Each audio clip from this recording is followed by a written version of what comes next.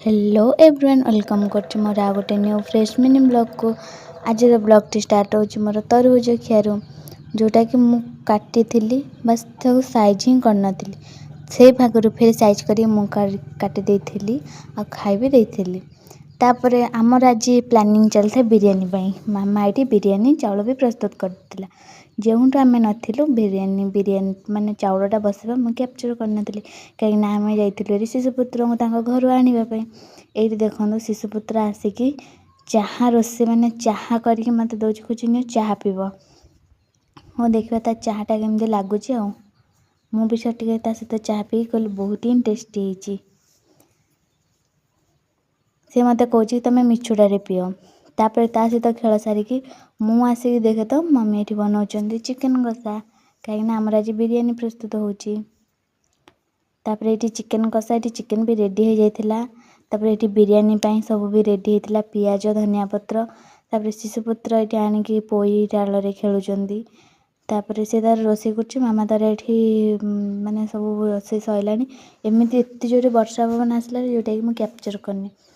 आधा बिरयानी कैप्चर कली। तापर एठी बिरयानी दम दवा में बसिला मु आसिले रे काकुड़ी पियाज कचंबर बनाया पे तापर मु काकुड़ी काटी देली काकुड़ी को काटिकी पियाज को भी काटी देली पियाज काटिकी मु एठी पकेइली दही ता भीतर आपण माने वीडियो गोटे सब्सक्राइब कर दियंतु सब्सक्राइब और लाइक भी कर दियंतु। तापर मु एठी पकेइली गोटे कंचा लंका तापर बीट लूण